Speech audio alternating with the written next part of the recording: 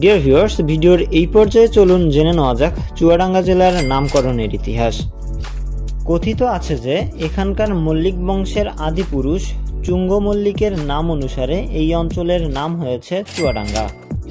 এছাড়া অন্য একটি তথ্য অনুযায়ী চুয়া ও ডাঙ্গা শব্দ দুটির মিলিত রূপ হচ্ছে চুয়াডাঙ্গা।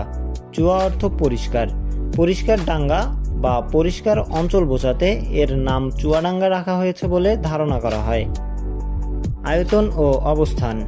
চুয়াডাঙ্গা জেলার আয়তন 1170.87 বর্গ কিলোমিটার। আয়তনের দিক থেকে এটি বাংলাদেশের 54তম জেলা। চুয়াডাঙ্গা জেলার পূর্ব দিকে কুষ্টিয়া ও মেহেরপুর জেলা, পশ্চিম দিকে ভারতের নদিয়া জেলা অবস্থিত। এই জেলার মূল শহর চুয়াডাঙ্গা মাথাভাঙ্গা নদীর তীরে অবস্থিত।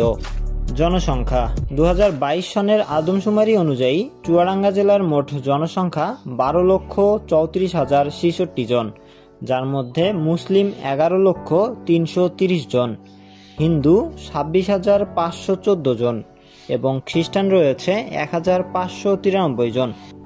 এছাড়াও বৌদ্ধ ধর্মের রয়েছে 22 জন এবং অন্যান্য ধর্মের রয়েছে 556 জন। ডিয়ার ভিউয়ার্স, এই ছিল আমাদের আজকের আয়োজন। কেমন লাগলো আজকের এই ভিডিও অবশ্যই আপনার মতামত জানিয়ে দিতে পারেন কমেন্টের মাধ্যমে। এছাড়াও আপনার নিজ জেলা সম্পর্কে এমনই ইনফরমেশনাল ভিডিও পেতে হলে অবশ্যই আপনার জেলার নামটি আমাদেরকে জানিয়ে দিতে হবে কমেন্টের মাধ্যমে। সো কথা হবে অন্য কোনো দিন অন্য কোনো জেলার ইতিহাস নিয়ে।